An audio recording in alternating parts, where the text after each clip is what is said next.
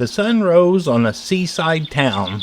The air was fresh, and the salty tang of the sea wafted into the Hart family home. John Hart sat at the table eating his breakfast, a salmon fillet with scrambled eggs. His son Charlie sat opposite, and Sally stood watching her husband and son. "So, today's the day you two finally catch something good on your long fishing trips," Sally teased. "Ha ha, we sure will catch a whopper of a fish," John laughed. "Maybe even a shark," Charlie chimed in. The family was in good spirits. It was the weekend, and that marked the father and son's duo's weekly fishing trip. "Dear, your boat is falling apart. I know you love the old boat, but it really needs to be fixed or replaced," Sally spoke up. John winced. The boat was his late father's, and Sally and him argued about this matter in the past. "Sally, I told you that boat is strong as ever. Don't worry about it. I promise I'll get it fixed up," John said, kissing her cheek as he got up to leave. He stood in the doorway waiting for Charlie, and the two set off for the beach. As they walked through the town, the people greeted them, each of them happy to see John and Charlie.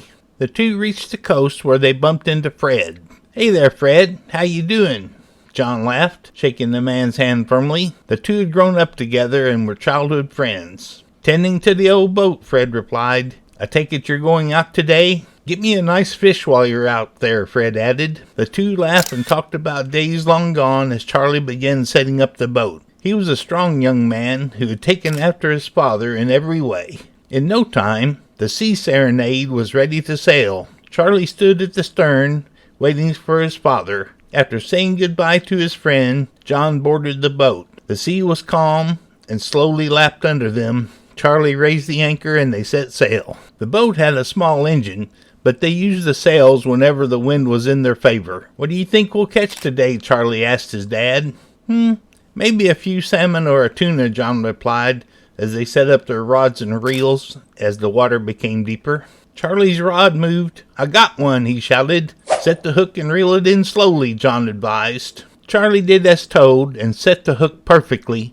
The fish struggled for a few minutes, but Charlie won in the end, catching a small fish. He set it aside for later and set up his rod again.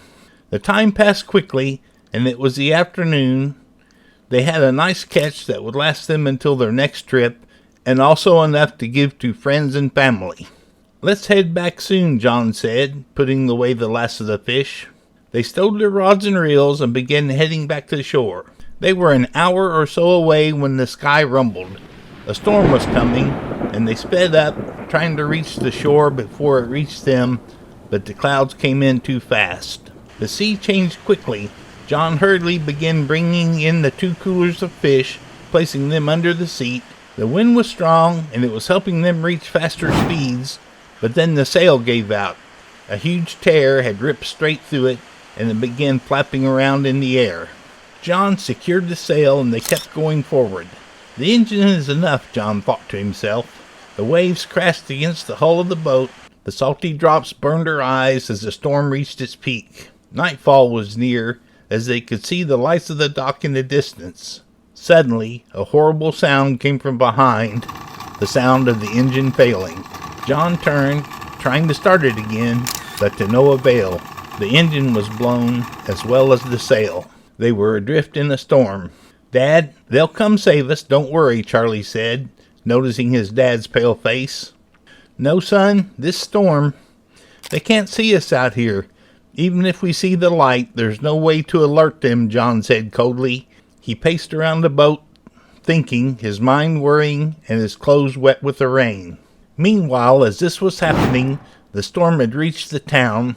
The townspeople had packed up their shops and were heading back to their homes. The only one left at the dock was Fred. He was doing some last-minute tweaks to his boat and making sure it wouldn't drift away in the storm. Once his boat was secure, he looked around to see if the Sea Serenade had returned to the dock, but it wasn't there. Checking the time, he thought, "They'll come in soon, so I might as well wait for them a bit." Fred held his umbrella and stood waiting for a while, but once he realized that John and Charlie were not coming back any time soon, he called the others. The townspeople all came out to help. They walked around the shore to see if the Sea Serenade was anywhere to be found, but after half an hour they found nothing. They solemnly watched the waves to see if anything was there. Fred was determined to spot the boat, but the storm made it hard. "What's that?" A shout came from the water. A man was holding a rod with no reel on the side, and the name Charlie was etched into it. "That's Charlie's rod," Fred shouted. Fred's heart dropped as he thought of the worst-case scenario. "Why are we here just standing around?" he shouted, grabbing the rod. "John and Charlie are missing at sea. I'm leaving now to get them. If anyone wants to help me, you're free to come, but only if you're adept at seafaring." As he boarded his boat, a voice came from the crowd. "Fred, let's wait a bit more. It isn't very late. They might come back on their own." Fred ignored the voice and untied his boat. It was much bigger than John's and had a better engine. The boat even had navigation lights, unlike many others in the small town. Fred headed out on his own. There was no one else brave enough to go, and they all watched as he left the dock. As Fred left, John and Charlie were starting to lose hope. The sun had fully set, the rain had made them cold, and Charlie was falling ill. The night sky was covered with clouds, and the storm continued. John sat in the middle of the boat rowing. "Son, hold on. Okay? We're going to get back safe," John shouted. His hands were blistering from fighting with the current. He had made little to no progress, but his fatherly instinct refused to let his body give in. He kept rowing, even after his muscles couldn't move anymore. Charlie stood up. "Dad! Dad!" he shouted, pointing to the shore. A light burned through the rain, and it was heading towards them. "Fred," John whispered. "Charlie, whistle!"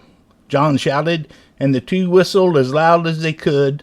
A horn could be heard in response. Fred had heard them. He sailed towards the duo after he spotted the small boat in the middle of the ocean. "You guys look battered," Fred laughed. "This sea beat us up until we thought we couldn't make it home," John laughed. Charlie climbed into the boat and sat shivering. The rain had taken away all his energy.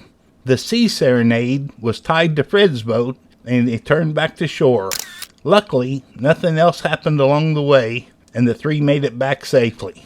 The townspeople were waiting anxiously. The second they saw the three step onto the dock, the crowd cheered. Fred and John held up Charlie, who was treated to a warm soup and fresh clothes. The storm slowly faded away during the night.